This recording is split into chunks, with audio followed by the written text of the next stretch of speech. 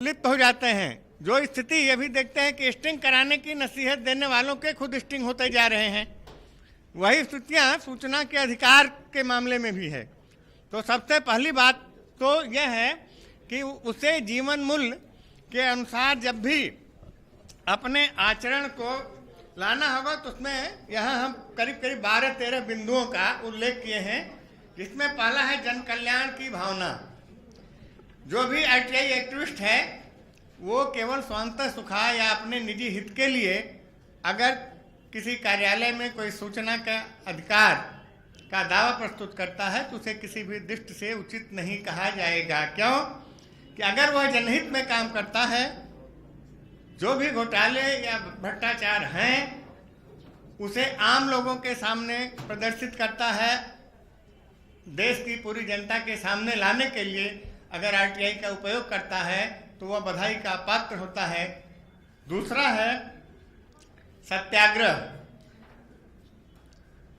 गांधी जी के अनुसार ईश्वर सत्य ही ईश्वर है और अंतरात्मा के अनुसार जो सही है वही सत्याग्रह है। व्यक्ति अपनी आत्मा के अनुसार कहाँ गलत है, कहाँ सही हो रहा है, किन चीज़ों पर उसे आग्रह करना चाहिए, क्योंकि सत्याग्रह एक प्रकार का आत्मबल होता है। और जो भी आरटीआई एक्टिविस्ट होगा अगर उसमें आत्मबल का अभाव है तो वह सक्रिय होकर के आरटीआई का प्रयोग कर ही नहीं सकता। इसलिए उसे अपने जीवन में सत्याग्रह को भी अपनाना जरूरी होगा। क्यों? कि वह दूसरे के लिए काम करता है, स्वहित के लिए तो बहुत कुछ लोग कर जाते हैं। गोस्वामी तुलसीदास ने कहा है, परहित सरिस धर्म नहीं भाई, पर पीड़ा सम नहीं अधमाई। तो दूसरे के लिए जब एक्टिविस्ट काम करता है तो उसमें और लोग भी उसका साथ देते हैं, क्योंकि वह जोखिम हमेशा उसके सर पर मंडराता रहता है। आप दूसरे का पर्दा खोलेंगे तो आपके पीछे भी उतने ही लोग पढ़ेंगे। तो कई मेरे मित्र और कुछ यहाँ के पूर्व विद्यार्थी जो इस समय आरटीआई एक्टिविस्ट के रूप में पूरे देश में हाहाकार मचाए हुए हैं, राज्य से लेकर के केंद्रीय मंत्रालयों तक और देश से लेकर के विदेशों तक न जाने कितने पुरस्कारों से सम्मानित हो चुके हैं। उन लोगों से जब बात होती है तो इस चीज़ को सब महसूस करते हैं कि नहीं, हम लोग काम तो करते हैं लेकिन खतरा भी हमारे ऊपर बहुत है। इसलिए उनमें आत्मबल होना, जो सत्याग्रह का सिद्धांत है, यह आत्मबल होना बहुत जरूरी है। उन्हें किसी प्रकार की भय की आवश्यकता नहीं होती, भय मुक्त होते हैं। तीसरी बात है निस्वार्थ प्रेम। हमारे धार्मिक शास्त्रों में प्रेम को 3 श्रेणी में विभाजित किया गया है। एक है निस्वार्थ प्रेम, समर्थ, सामंजस्य और साधारण। तो जो आरटीआई एक्टिविस्ट है वह सामंजस्य वाले प्रेम के अनुरूप आचरण करता है, क्योंकि सामंजस्य जब प्रेम में होता है तो वह अपना और दूसरे के कल्याण के लिए ही सोचता है और दोनों के बीच में वह हमेशा सामंजस्य स्थापित करता है। एक और जीवन मूल्य है कर्मयोग। गीता में भगवान कृष्ण ने कहा है, कर्मण्येवाधिकारस्ते मा फलेषु कदाचन। दिन रात परेशान होता है, अपना पैसा खर्च करता है, ऑफिस में जाता है, रिस्क लेता है, लेकिन वो अगर स्वहित में नहीं है, परहित में है तो उसका कोई उद्देश्य नहीं है, लेकिन वह जन सेवा को अपने जीवन का मूल लक्ष्य बनाया है। इसलिए कर्म करना उसका दायित्व होता है और वह कर्म करता है। तो गीता का यह सिद्धांत कर्मण्येवाधिकारस्ते उसके जीवन मूल्य का बहुत बड़ा कारक होता है। हमेशा जो सक्रिय कार्य करता है उसे एक इस बात का ध्यान रखना चाहिए कि वह आरटीआई का प्रयोग अपने किसी जीविका के लिए न करे, और क्योंकि आरटीआई से जीविका नहीं मिलती है। एक बात का हमको ध्यान रखना होगा कि आरटीआई के आड़ में बहुत से लोग दलाली शैतानी में भी शरीक हो गए हैं। तो जहाँ जनहित के काम में शरीक होना है, वह एक प्रकार से उसको जीविका का साधन बना करके, बहुत से ऐसे पेशेवर हैं कि उनको पैसा दे दीजिए, बता दीजिए, वो सारा काम आपका कर देते हैं। तो एक प्रकार से अगर इस प्रकार के मूल्य को आप कोई अपनाता है तो उसे हम किसी भी दृष्टि से नैतिक नहीं कह सकते, इसलिए उसके जीवन का यह भी मूल्य संभव नहीं होता है। अगला बिंदु है दरिद्र नारायण की सेवा। समाज में जो भ्रष्टाचार की स्थिति है उससे ज़्यादातर गरीब तबका ही परेशान होता है।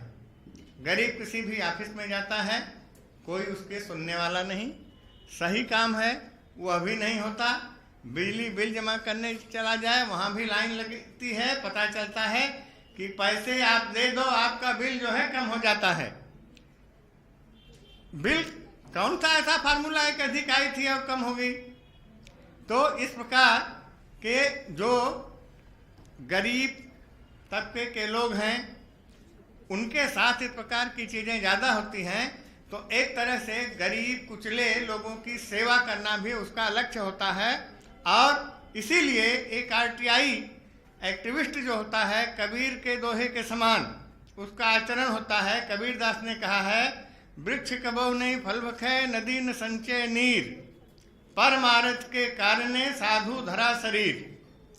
वृक्ष अपना फल स्वयं नहीं खाता, नदी पानी स्वयं नहीं पीती। उसी तरह से एक जो आरटीआई एक्टिविस्ट होता है वह अपने हित के लिए कोई काम नहीं करता, वह दरिद्र नारायण को ईश्वर मान करके उनकी सेवा के लिए समाज में लगा हुआ होता है। ये उसके जीवन का लक्ष्य होना चाहिए। अगर कोई ऐसा नहीं करता है तो वही जो दलाली की बात हम कर रहे हैं वो दलाली में संलग्न होता है। समाज जीवन में साधन की पवित्रता, साधन और साध्य। अगर आपको सूचना प्राप्त करना होता है तो अभी आप देखे होंगे कि कुछ दिन पहले एक बहुत बड़ा घोटाला हुआ था, तमाम नाम आए थे, राडिया कांड, इस तरह से बहुत से लोगों के नाम आए थे जो एक प्रकार से दलाली का काम देश विदेश को मिला करके न जाने कितने कारपोरेट सेक्टर में किस प्रकार की दलाली करते हैं कि जब पोल खुला तो आश्चर्य हुआ लोगों को कि क्या ऐसे लोग भी इस धंधे में लिप्त हो सकते हैं। तो एक जो सक्रिय कार्यकर्ता होता है उसे इन चीज़ों का भी ध्यान रखना चाहिए कि हमेशा अपने श्राद्ध को पूरा करने के लिए साधन को अपवित्र न बनाइए। अर्थात आप खुद रिश्वत ले करके गलत सूचनाओं को या चोरी छिपे सूचनाओं को प्राप्त करने का प्रयास नहीं करिए। ध्येय निष्ठता, असत्य का सहारा लेकर कभी भी अपने लक्ष्य की पूर्ति नहीं करना चाहिए। जो व्यक्ति जिस लक्ष्य को लेकर के आरटीआई का प्रयोग करता है सदैव उसे उसके लिए अधिक होना चाहिए। आरटीआई एक्टिविस्ट के लिए एक और गुण होता है या एक और उसके मूल्य हैं विश्वसनीय होना। अगर समाज में उसकी विश्वसनीयता है तभी लोग उसके पास जाते हैं। जो दरिद्र नारायण की सेवा की हम बात कर रहे थे, दरिद्र तभी उसके पास जाता है जब वह विश्वसनीय होता है। अगर विश्वसनीयता कटघरे में होती है तो जो स्थिति आप पार्टी की हो रही है उसी स्थिति में क्या आपस में ही लड़ मर रहे हैं, वही स्थिति एक बार गरीबों के सामने भी सोचने को उनको विवश करती है कि हम कहाँ गलत किए हैं, कहाँ सही कर किए हैं। तो इसलिए एक सक्रिय कार्यकर्ता जो है वो हमेशा इस चीज़ का ध्यान रखता है और अपनी विश्वसनीयता समाज में बनाए रखता है। सत्यान्वेषण, सूचनाएं आरटीआई एक्टिविस्ट को बहुत सी गलत दी जाती हैं, उसे अपने स्रोतों से उन सूचनाओं को किसी न किसी रूप में उसका वेरिफिकेशन करना चाहिए, उसका परीक्षण करना चाहिए क्या दी गई सूचनाएं उसे सही हैं कि नहीं। अगर सूचनाएं सही नहीं हैं तो फिर नए सिरे से उसको प्रयास करना चाहिए या गलत दी गई सूचनाओं के विरुद्ध दोषी व्यक्ति के खिलाफ कार्रवाई करने में जरा भी हिचक नहीं होना चाहिए। लेकिन यह तब जब उसके अंदर सत्यान्वेषण की क्षमता हो, सत्यान्वेषण को वो अपना जीवन मूल्य माने। जिज्ञासा, हर व्यक्ति की कुछ न कुछ जानने की इच्छा होती है। कहाँ सड़क कितनी लंबी चौड़ी बन रही है, इस पर कितना खर्च आया। अभी आप देखिए सुभाष चंद्र बोस के बारे में, महात्मा गांधी के बारे में, हमारे स्वतंत्रता संग्राम के जितने सेनानी हैं उनके बारे में बहुत से लोग समय समय पर सूचनाएं लेने के लिए इस एक्ट का प्रयोग करते रहते हैं। तो व्यक्ति की जिज्ञासा उसकी प्रवृत्ति है, व्यक्ति का स्वभाव है, इसलिए जिज्ञासा के लिए जिज्ञासा हमेशा उसकी बनी रहे तो जिज्ञासा को भी अपना जीवन मूल्य मानना चाहिए। और इन सारे मूल्यों के साथ एक सबसे बड़ी बात यह है कि आरटीआई एक्टिविस्ट को जहां अपने लिए वो काम करता है, वहीं दूसरा उसे दूसरों के निजता का सम्मान भी आवश्यक है। बहुत से लोग जबरदस्ती सूचनाएं, निजी सूचनाओं में कहाँ तक होती हैं, कितनी सूचनाएं आपको मिलनी चाहिए, लेकिन निजता को आज ज़रूरत है कि नए सिरे से परिभाषित करने के लिए क्या अपने बेडरूम में कोई रिश्वतखोरी करता है उसको निजता के दायरे में लाना चाहिए कि नहीं लाना चाहिए। निजता की परिभाषा को पुनर्परिभाषित करने की आवश्यकता है। अगर इन सारे गुणों को, इन सारे बिंदुओं को एक सक्रिय कार्यकर्ता अपने जीवन में उतारते हुए सूचना के अधिकार का उपयोग करता है तो उसका जीवन आदर्श होगा, उसे किसी प्रकार का भय नहीं होगा। इन्हीं शब्दों के साथ मैं आप सारे लोगों को कि आप लोग मुझे सुने धन्यवाद देते हुए अपनी बात समाप्त करता हूं। धन्यवाद। धन्यवाद सर। अब मैं डॉक्टर पवित्र श्रीवास्तव जी को आमंत्रित करता हूं कि अपने विचार व्यक्त करें। डॉक्टर पवित्र श्रीवास्तव जी विज्ञापन एवं जनसंपर्क विभाग में विभाग अध्यक्ष हैं।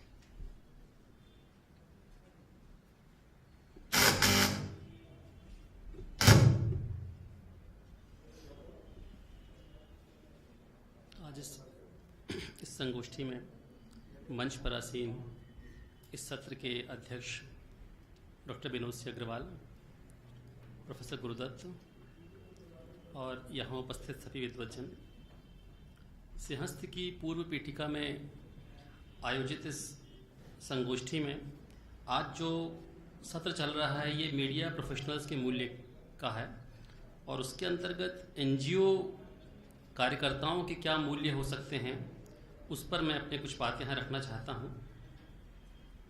जैसे ही हम एनजीओ कहते हैं तो हमारे मन में, हमारे दिमाग में एक बहुत अच्छी सी छवि नहीं बनती है, एक नकारात्मक सी छवि कहीं हमारे दिलो दिमाग के अंदर बनती है। और मैं इस चीज़ को बताने के लिए अपना एक छोटा सा निजी अनुभव आपको बताता हूँ। मेरे मिलने वाले हैं, वो टेलीकॉम सेक्टर में बहुत ऊंची पोजीशन पर एयरटेल और रिलायंस जैसी संस्थाओं में काम करने के बाद एक बार मेरे पास में आए, एरिया मैनेजर तक पहुंच गए थे वो, लगभग 40 ईयर्स उनकी एज थी, और मुझसे उन्होंने कहा कि मुझे एक एनजीओ रजिस्टर्ड कराना है, उसकी प्रक्रिया क्या होती है। तो मैंने बोला भाई साहब आपको कहाँ टाइम मिलेगा एनजीओ में काम करने का, आप इतने बिजी रहते हैं। तो बोले नहीं मैं जॉब छोड़ूंगा। तो मैंने कहा जॉब छोड़ के आप एनजीओ रन करेंगे। बोले मेरे एक एक्स बॉस हैं, उनने 3 साल पहले एक एनजीओ रजिस्टर्ड कराया था और वो अच्छा खासा आप कमा रहे हैं, तो मैं भी जो है जॉब छोड़कर एनजीओ रजिस्टर्ड कराऊंगा और एनजीओ रन करूंगा। अब आप देखिए कि भारत में ये जो गैर शासकीय संगठन है इनकी शुरुआत कैसे हुई।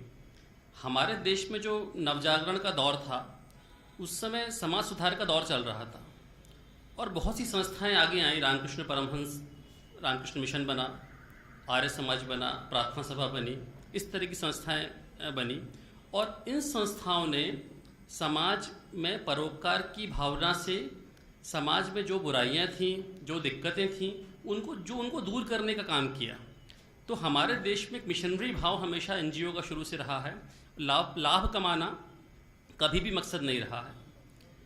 लिबरलाइजेशन पॉलिसी के आने की थोड़े कुछ समय पहले हमारे देश में एनजीओ की बाढ़ बहुत तेज़ी से आई और ये माना गया कि विकास की जो गतिविधियां हैं उनको सिर्फ शासन की जिम्मेदारी ना माना जाए, जन सहभागिता से भी विकास के कार्य होने चाहिए।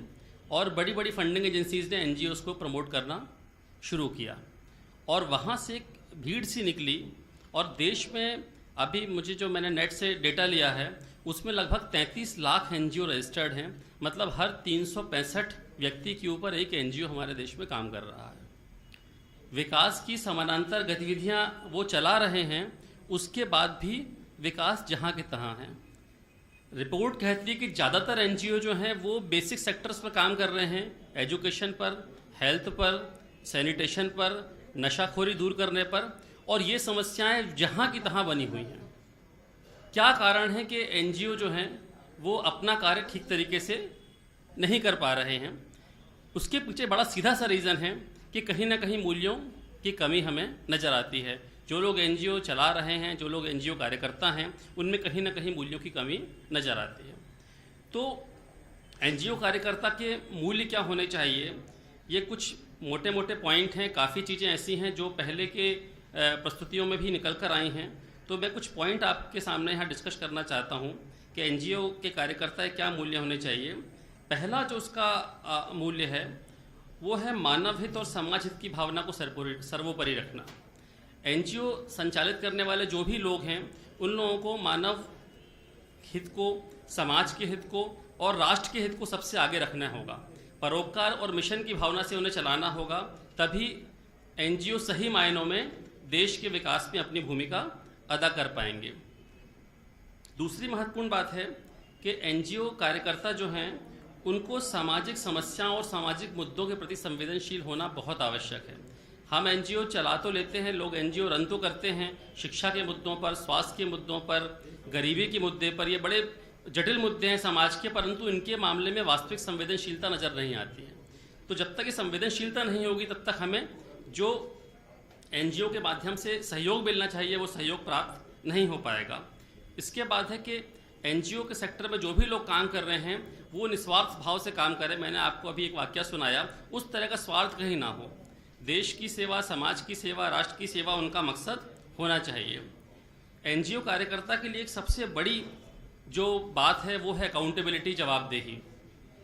एनजीओ जो है वो शासन के किसी कानून के तहत रजिस्टर्ड किए जाते हैं। जब आप शासन के कानून का सहारा लेकर, एक रजिस्ट्रेशन लेकर कोई काम करते हैं, तो आपकी सही जवाबदेही बनती है कि आप विकास की गतिविधियों को, जिस मुद्दों पर आप एनजीओ चला रहे हैं, उसको ठीक तरीके से चलाएं। तो जवाबदेही की भावना यदि नहीं होगी तो एनजीओ ठीक तरीके से काम नहीं कर सकते हैं। ईमानदारी और पारदर्शिता एनजीओ कार्यकर्ताओं के लिए बहुत ज़रूरी है, क्योंकि वो समानांतर रूप से सरकार के पैरेलली काम करते हैं। तो यदि वो ईमानदार नहीं होंगे, उनके कामों में पारदर्शिता नहीं होगी, तो फिर हमको एनजीओ से जो मिलना चाहिए वो नहीं मिलेगा। एक और बहुत महत्वपूर्ण बात है कि एनजीओ में जो भी लोग काम करें, उनको सबको समान समझने की प्रवृत्ति होना बहुत ज़रूरी है। अक्सर जो लोग आजकल सोशल वर्क या सोशल सेक्टर में काम करना एक फैशन बन गया है। जो लोग सामाजिक संगठनों में काम करते हैं वो अपने आप को एक उच्च तबका मान के चलते हैं कि हम जिन लोगों की सेवा कर रहे हैं वो तो दरिद्र हैं, वो तो निचले तबके हैं, कि हम उनके लिए काम कर रहे हैं। और एक सुपीरियरिटी कॉम्प्लेक्स एनजीओ कार्यकर्ताओं के अंदर होता है। इस तरह का भाव नहीं होना चाहिए। एक और बहुत महत्वपूर्ण बात है कि एनजीओ कार्यकर्ताओं की कथनी और करनी में बड़ी समानता होनी चाहिए, ये अंतर नहीं नज़र आना चाहिए। निदा फाजली का एक बहुत बढ़िया 2 लाइनें हैं जो इस पर बड़ी फिट बैठती हैं। निदा फाजली जी ने कहा है कि कभी कभी यूं भी हमने अपने दिल को बहलाया है, जिन बातों को खुद नहीं समझे औरों को समझाया है। तो ये जो है, ये नहीं होना चाहिए कि आप कह कुछ रहे हैं, कर कुछ रहे हैं, आपके स्वभाव में, आपकी दिनचर्या में, आपके रूटीन में वो सारी चीज़ें नज़र नहीं आ रही हैं। तो इस चीज़ से बचना चाहिए। और अंतिम बात जो है कि एनजीओ में जो भी लोग काम कर रहे हैं, उन्हें लाभ से अपने आप को दूर रखना चाहिए। उनका मकसद लाभ कमाना नहीं है, सोशल सेक्टर के अंदर कंट्रीब्यूशन करना है, डेवलपमेंट एक्टिविटीज़ में कंट्रीब्यूशन करना है, समाज में जो चीज़ें ठीक तरीके से नहीं हो पा रही उनको करना है। तो लाभ कमाना मकसद नहीं होना चाहिए। और कुछ नैतिक मूल्य होते हैं, ईमानदारी है, आत्मबल है, निडरता है, सरलता है, सहजता है। ये सारे मुद्दे, ये सारी बातें भी जो है वो एनजीओ कार्यकर्ताओं के अंदर होनी चाहिए। आपने मुझे सुना, बहुत बहुत धन्यवाद।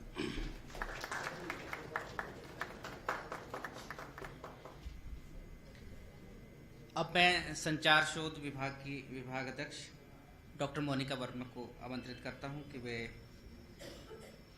शोधार्थी के मूल्य विषय पर अपने विचार रखें।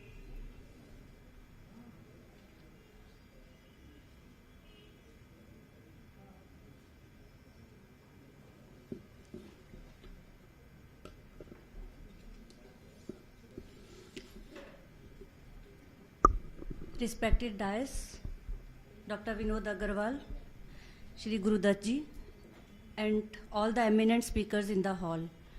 I am maybe the last speaker of the last session, so I request all of you that we are now going to talk on the researcher's value. So I think it is most important when everything is done, then research starts. मूल्यों में समाहित है मानव चेतना, परहित के लिए आत्मीयता का गहरा बोध व राष्ट्र के प्रति समर्पण की भावना। मानवीय मूल्यों पर अक्सर दार्शनिक, वैचारिक, सांस्कृतिक, धार्मिक और सामाजिक परिदृश्य व परिवेश का गहरा असर पड़ता है।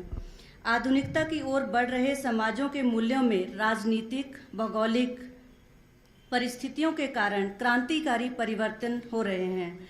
मूल्यों में परिवर्तन के पीछे के कारण आधुनिकीकरण, औद्योगिकरण, शहरीकरण, वैश्वीकरण और बहुराष्ट्रवाद भी है।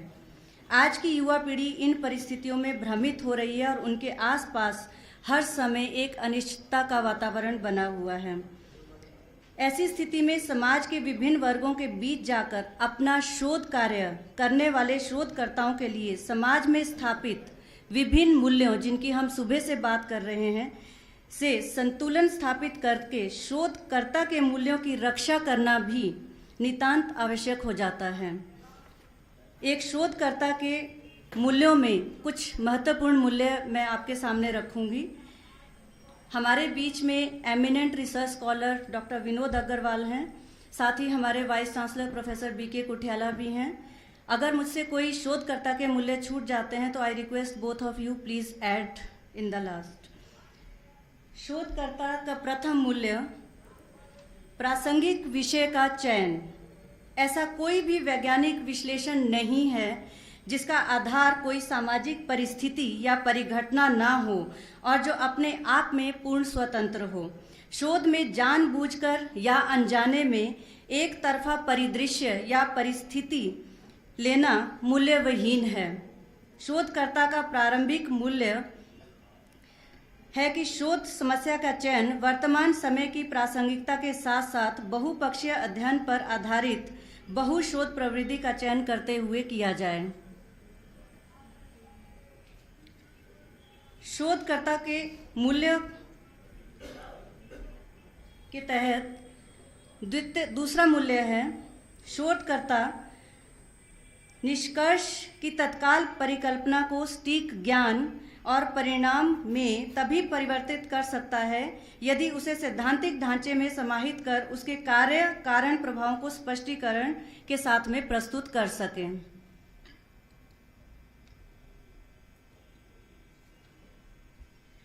शोध के उद्देश्यों के निर्धारण हेतु अपनी सुविधा से किया जाना शोध के उद्देश्यों का निर्धारण भी अपनी सुविधा से किया जाना मूल्यविहीनता है। किसी भी परिस्थिति के शोध उद्देश्यों का निर्धारण उससे जुड़ी विभिन्न कारकों, पूर्व में हुए शोधों से सहसंबंध, उस दिशा में चल रहे स्पष्टीकरण व सिद्धांत रचना तथा उसके प्रभावों पर ही किया जाना शोधकर्ता का मूल्य होता है। तथ्य एकत्रित करने के मूल्य।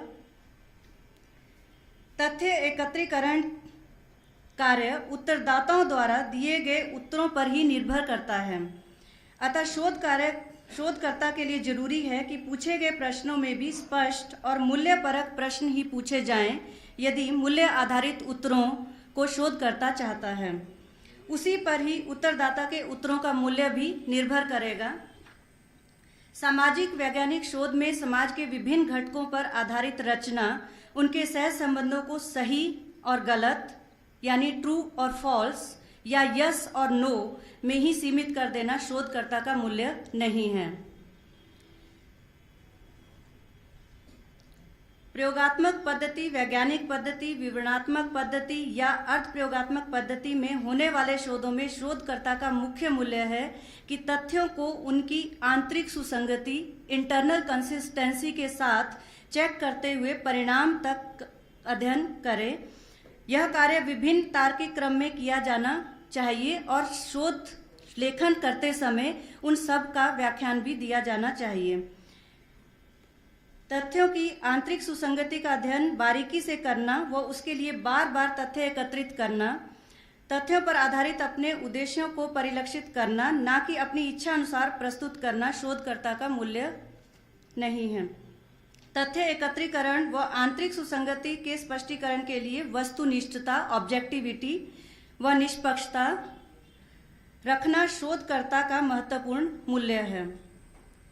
तथ्यों की पूर्व प्रचलित धारणाओं के आधार पर ही नया शोध करना सर्वथा अनुचित है, क्योंकि वैज्ञानिक व सामाजिक वैज्ञानिक शोध कई बार ऐसी धारणाओं से भ्रमित होकर एक समूचे वर्ग, जाति, समुदाय व समाज के प्रति प्रचलित दृष्टिकोण और मान्यताओं को ही पोषित करते हैं, जिससे समाज का बहुत अधिक अहित होता है। उदाहरण के तौर पर किसी शोधकर्ता द्वारा समाज में महिलाओं या किसी अन्य वर्ग विशेष पर शोध करते समय उनके संबंध में पूर्व निर्धारित सामाजिक परिस्थितियों, धारणाओं व मान्यताओं पर ही केंद्रित रहना। अलग अलग व्यक्तियों का संज्ञान यदि एक ही शोध की दिशा में नहीं जुड़ पाता है तो शोध का मूल उद्देश्य अधूरा प्रतीत होता है। जैसे वैज्ञानिकों का गॉड पार्टिकल का खोज करना व संचार शोध की भारतीय अवधारणा के अनुसार मूल तत्वों को खोजना, 19वीं शताब्दी में एडिनबर्ग द्वारा मस्तिष्क के आधार पर श्रेणी विभाजन करना और आज जीव विज्ञान के अनुसार जीन की खोज के साथ ही विभिन्न व्यवहारों को अलग अलग श्रेणी में परिभाषित करना। वहीं कुछ शोधों के द्वारा आर्थिक असंतुलन प्रकृति द्वारा प्रदाय होता है व कुछ में प्रयोग की शक्ति के द्वारा बताया जाता है। शोधकर्ता का मूल्य एक दूसरे के शोधों को अच्छा या बुरा साबित करना नहीं है, बल्कि विभिन्न अनुशासनों में हो रहे शोधों को सराहना व सभी शोधों की दिशा अनुसार अपने शोध को एक दिशा, एक अनुशासन या अंतर अनुशासन में बांधकर आगे लेके जाना है। किसी भी शोध में अशुद्धियों को दिखाने के लिए शोधकर्ता द्वारा केवल अशुद्धियां दिखाना ही उसका मूल्य नहीं है, बल्कि शोधकर्ता द्वारा वैकल्पिक तथ्य विश्लेषण के साथ तथ्यों की प्रामाणिकता व शोध में पूर्ण वस्तुनिष्ठता रखकर पूर्व में हुए शोध के परिणामों को बदल कर दिखाना, और साथ ही जिसका परिणाम हमें तब देखने को मिलता है जिस तरीके से 3 दशक की अवधि में किसी एक परिस्थिति या एक परिघटना को लेकर हमारे सिद्धांत परिवर्तित होते हैं। शोध में वस्तुनिष्ठता, निष्पक्षता, तथ्यपरकता, प्रामाणिकता व विश्वसनीयता कुछ मुख्य बिंदु हैं, जिसके साथ साथ यदि शोधकर्ता के अंदर संज्ञानात्मकता मुख्य मूल्य नहीं है तो शोध अधूरा रहेगा। अंतर अनुशासनिक शोध एक अनुशासन की दूसरे अनुशासन से प्रतिस्पर्धा नहीं है, ये हमारा मूल्य नहीं होना चाहिए, बल्कि विभिन्न अनुशासनों में हो रहे शोध कार्यों में ज्ञान के नए मानदंड स्थापित करके नीति निर्धारकों के समक्ष प्रस्तुत करना, ताकि वे जनहित में योजनाओं का निर्माण कर सकें व सुशासन बनाने में हमारी सहायता कर सकें। विभिन्न वित्तीय संस्थाओं से धन एकत्रित करना शोध का मूल्य नहीं है। बहुत सारी फंडिंग एजेंसीज हमारे पास हैं जो रिसर्च के लिए ग्रांट्स अवेलेबल करवाती हैं। शोधकर्ता के द्वारा वित्तीय संस्थाओं से धन का सदुपयोग करना व शोध में मौलिक तथ्यों को प्रस्तुत करना ही उसका मूल्य होना चाहिए। शोध में प्रयोग के लिए विभिन्न शोधों को संदर्भित करना व निष्पक्ष रिपोर्ट लेखन करना शोधकर्ता का मूल्य है। अपने शोध में नए शोधकर्ताओं द्वारा भविष्य में शोध किए जाने के लिए संभावनाओं को स्पष्टता से बताना भी शोधकर्ता का मूल्य है। निष्कर्ष के तौर पर कहा जा सकता है कि शोधकर्ता की प्राथमिकता मुख्य तौर पर यह होनी चाहिए कि वह शोध के प्रति पूर्ण रूप से प्रतिबद्ध और पूर्ण रूप से समर्पित हो, और द्वितीय मूल्य कहा जा सकता है कि शोधकर्ता शोध के माध्यम से पद, पैसा और प्रसिद्धि का भी प्रयोग पा सकता है। धन्यवाद।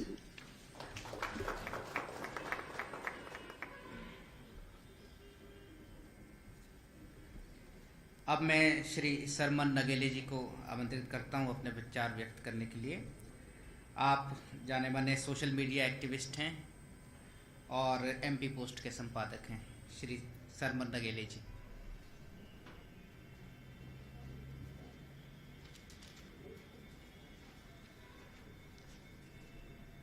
डॉक्टर अग्रवाल, डॉक्टर गुरुदत्त जी, माननीय कुठियाला जी, और बहुत सारे लोगों से मेरा सीधा परिचय है, कुछ लोगों से नहीं है, तो सभी को मेरा नमस्कार। चूँकि आदरणीय कुठियाला जी का आदेश हुआ है कि आपको कुछ यहाँ पे अपने विचार रखना है, तो मैं तैयारी से तो नहीं आया था, लेकिन जो कुछ भी मेरे अभी तक 10-12 साल के अनुभव के आधार पर जो कुछ मैंने देखा समझा है, उसको मैं आप लोगों के बीच में साझा करने का प्रयास कर रहा हूँ।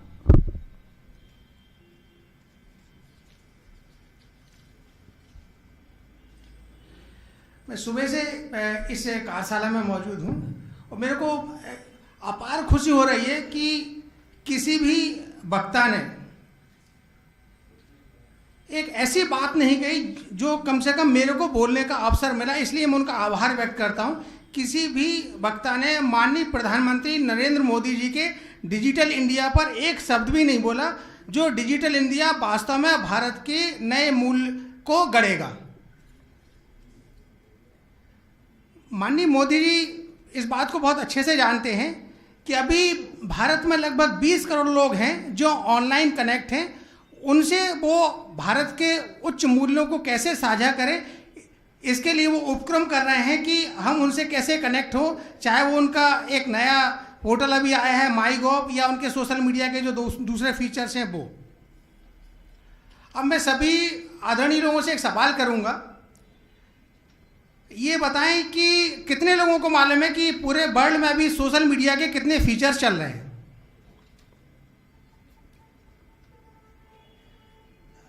ये मेरे लिए दुर्भाग्य की बात है कि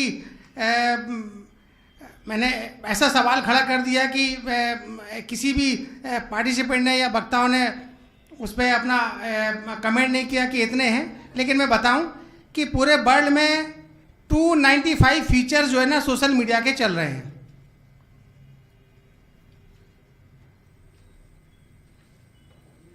एक नई बात मैं आप लोगों की जानकारी में देना चाहूंगा कि सोशल मीडिया ने हर व्यक्ति के पास अपना एक न्यूज़पेपर दे दिया है। हर व्यक्ति के पास जो सोशल मीडिया से कनेक्ट हैं, चाहे वो व्हाट्सएप के माध्यम से हो, चाहे फेसबुक के माध्यम से हो, चाहे लिंक्डइन के माध्यम से हो, चाहे गूगल प्लस के माध्यम से हो, चाहे वो यूट्यूब के माध्यम से, चाहे ट्विटर के माध्यम से, जितने भी फीचर्स हैं वो सब के माध्यम से एक एक न्यूज़पेपर दे दिया। अब आप अपने न्यूज़पेपर में अपने मूल्यों को किस तरह से पब्लिश कर रहे हैं, ये आपको देखना है। आप सोशल मीडिया के माध्यम से अपने मूल्यों को पब्लिश करेंगे तो आपकी जो आपके मूल्य हैं वो लोगों के धारणा बनाने के लिए काम करेगा।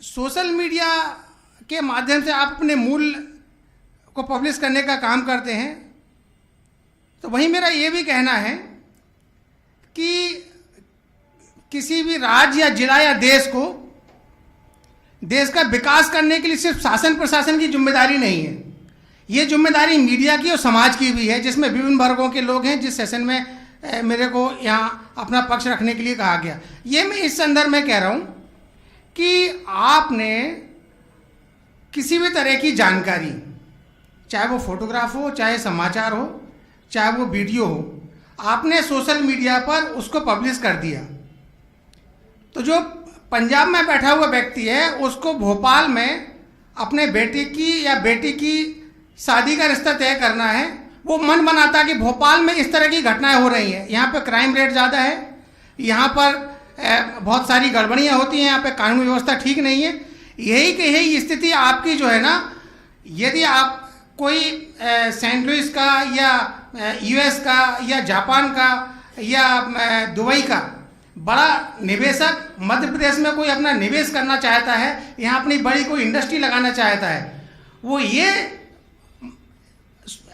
इंटरनेट के माध्यम से देखता है, मॉनिटर करता है कि हमको किस राज्य में जाना बेहतर होगा, जहाँ कानून व्यवस्था ठीक हो, जहाँ सारी व्यवस्थाएं ठीक हो।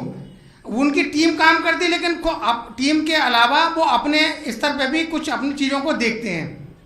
तो यदि आपने मध्य प्रदेश या देश या किसी जिले की कोई ऐसी जानकारी आपने सोशल मीडिया पर पब्लिश कर दी जिसका कि निवेशक के ऊपर या समाज के ऊपर या किसी धर्म के लोगों के ऊपर बुरा असर करेगा, उससे बचने की ज़रूरत है। कुल मिलाकर ये कहना चाहूँगा मैं कि डिजिटल मीडिया आपके मूल और आपके निष्ठा को पब्लिक कर रहा है।